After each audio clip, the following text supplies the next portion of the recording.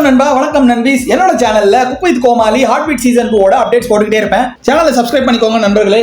எபிசோட ஆரம்பிச்சோன்னு பாத்தீங்கன்னா நம்ம ராக்கியும் ரீனாவும் உட்காந்துட்டு இருக்காங்க. எதிரில் நம்ம தாத்தா ரதியோட அப்பா உட்காந்துட்டு இருக்காரு. ரீனா செம்ம டென்ஷன் ஆயிட்டு ராக்கி கிட்ட குசு குசுன்னு சொல்றாங்க.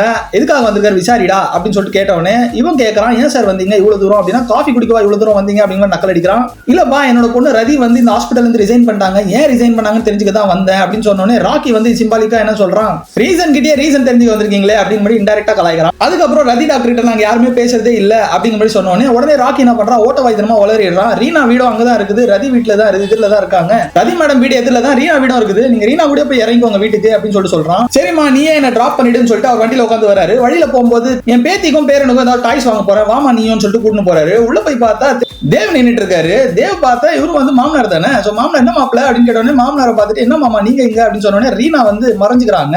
அப்புறமா நான் காலையிலேயே வந்துட்ட மாப்பிள்ள, ரீனா தான் என்ன கூட்டிட்டு வந்தாங்கன்னு சொல்லி ரீனா என்ன ரீனாவை காணும். அதுக்கப்புறம் கொஞ்சம் ஸ்லோவா எழுந்து வெளில வராங்க.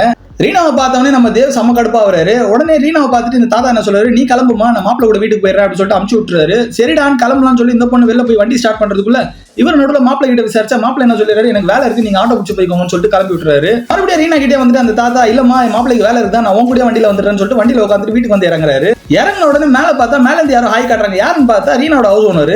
ரீனாவோட ஹவுஸ் ஓனரும் அந்த தாத்தாவும் பழைய ஃப்ரெண்ட்ஸ் போல இருக்கு. இறக்கி விட்டது பத்தாதுன்ட்டு அந்த தாத்தா வீட்டுக்கு வாமான்னு சொல்லிட்டு வற்புறுத்தி வீட்டுக்குள்ள கூட்டு போறாரு. டோரை திறந்தவனே நம்ம ரதி மேடம் செம்ம கடுப்பாயிட்டு ஓப்பன் ஆயிட்டு அப்படியே பேசாமலே உள்ள போயிடுறாங்க. அந்த பசங்க உட்காருமா நான் காஃபி போட்டு தரேன் அப்படின்னு சொல்லிட்டு உட்கார வச்சிருக்காரு. காஃபி போடுறதுல பசங்க கிட்ட பேசுறதுக்காக ட்ரை பண்றா. அப்ப கூட அந்த பசங்க பேசவே மாட்டாங்க. ரீனா கிட்ட அவசர சும்மா காஃபியை குடிச்சிட்டு அங்கிருந்து கிளம்பிடுறா. மேல இருந்து ரதியும் எட்டி பாக்குறாங்க. அந்த பொண்ணு வண்டியில உட்காந்து போயிடுறா அவங்க வீட்டுக்கு. வீட்டுக்கு வந்தவனே ஹவுஸ் ஓனர் கிட்ட கேக்குறா, உங்களுக்கு ஆல்ரெடி அந்த தாத்தாவை தெரியுமா அப்படின்னு சொல்லி கேட்டோம். இல்ல இல்லம்மா நான் இடம் இங்க தான் நான் தான் வாங்கி கொடுத்தேன், எனக்கு ஆல்ரெடி தெரியும், இருந்தாலும் நான் சொன்னா நீ கோச்சிக்கு அதனால நான் சொல்லல அப்படிங்கிற மாதிரி சொல்றாரு. கட் பண்ணா நம்ம ரதி வீட்டுல காட்டுறாங்க.